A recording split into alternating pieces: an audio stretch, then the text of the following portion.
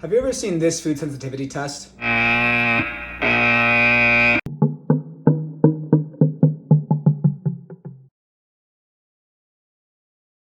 What's up, y'all? I'm Dr. Alex from Haven, Chicago. Go ahead, click on that button below, subscribe to our channel. We got great content coming to you all the time. And today, we're talking about why food sensitivity tests are a waste of your time and a waste of your money.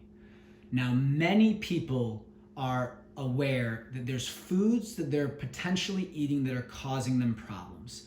You may be bloated after you eat consistently, food doesn't sit right, your bowel movements are strange, something's not right. So you think, I'm gonna get my food sensitivities checked to see what I'm sensitive to, and that'll solve the problem.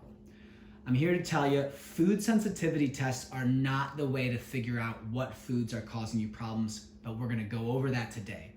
I had a patient who came into my office and she did the Everlywell test. Very well-known food sensitivity test. She got the results back, cut out the foods for 8 months, saw slight improvement, but overall her major chief complaint of her digestive system, bloated all the time, food never sitting right, feeling nauseous, it did not go away, right? And she's confused because she cut out all these foods perfectly, but ultimately the results from the food sensitivity tests were inaccurate and it wasn't the root cause of the problem. When we figured out what the root cause was, her whole digestive system transformed, okay? So today we're gonna talk about the top 3 reasons why food sensitivity tests are a waste of your time and a waste of your money, and what to do about it, okay? Reason number 1, food sensitivity tests are looking at a moving target, which is your immune system. Many people have the experience where they'll do a food sensitivity test and it'll lead to a bunch of results.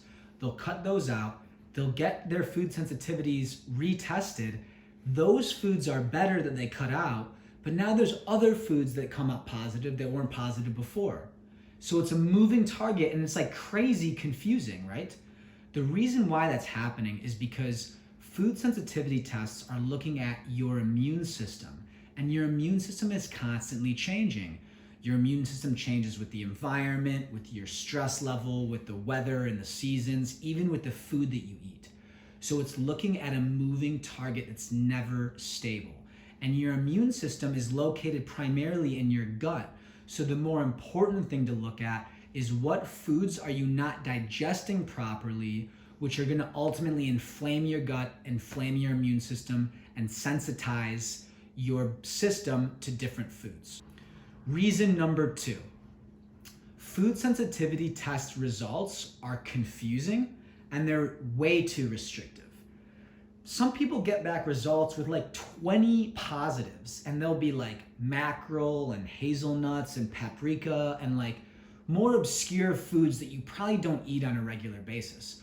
So then you're left like your head is spinning. Like every time you go out to eat, you're trying to remember all your food sensitivities in your head. You're trying to communicate to your partner and your family how to prepare the food. And it's just like way too confusing and overwhelming. And what happens is then your diet becomes more and more restrictive, right? Because you're afraid to eat because like you could be getting exposed to your food sensitivities at any moment, right? So at the end of the day, many of those results in a food sensitivity panel are what we call false positives, which means that it's not actually the root cause of the problem. It's coming up because your immune system is sensitive, but that's not ultimately the cause, the source of the issue. Again, we're gonna talk about the source in a second here.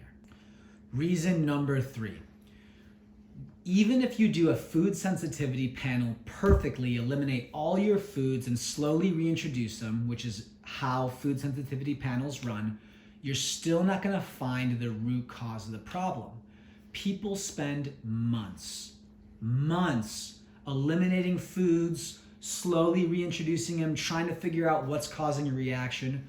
But there's so many additives now in the food industry that it would be impossible to do the investigative work over the course of that long of a time period to figure out what exactly is causing you problems without your diet becoming more and more and more restrictive.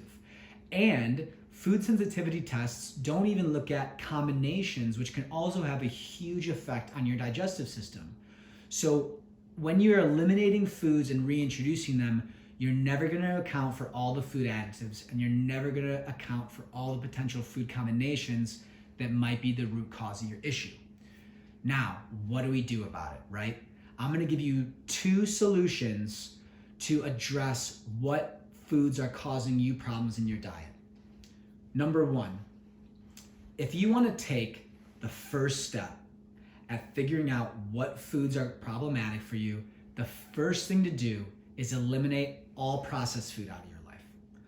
If you eliminate all processed food out of your life, you're taking out all those little additives that, grandma's never heard of because they weren't around 100 years ago, and you're eliminating that from the equation. You're only eating whole foods as they're found in nature as we evolved on this planet to eat, like fruits and vegetables, fish, meat, good yogurt, butter, traditional fats, eggs, etc., whole grains.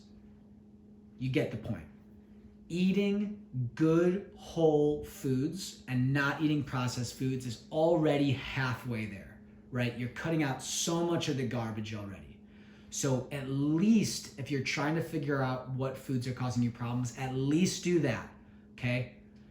But point number 2, if you really want to get down to the root cause of what's causing you problems and cut through all the BS and figure out definitively what it is, I highly recommend that you run a food intolerance evaluation. Food intolerances are different from food sensitivities. As I discussed, food sensitivities are looking at your immune system function, antibodies floating around your bloodstream. A food intolerance evaluation is looking at what enzymes are you inherently deficient in that don't allow you to digest certain food groups and food combinations. If you can't digest certain food groups and food combinations, they're going into your gut undigested, inflaming your gut wall, inflaming your immune system, and causing food sensitivities down the line. So food intolerances are really the root cause of reactivity to other foods, right? So if you find out your food intolerance, you cut through all of the guesswork, save so much time, so much money, so much stress, and just definitively figure out what's the problem. And the great thing about the food intolerance evaluation is it looks at additives and it looks at combinations. So you definitively know what's causing the problem. The great thing about the food intolerance evaluation is that the results don't change. We're looking at enzyme deficiencies, right? Genetic enzyme deficiencies that you were born with. So the results aren't going to change, giving you definitive information on what the root cause of your digestive issues are. Guys, my name's Dr. Alex from Haven. Thanks so much for joining. If you haven't clicked that button below to subscribe, click that button and I'll be coming at you soon.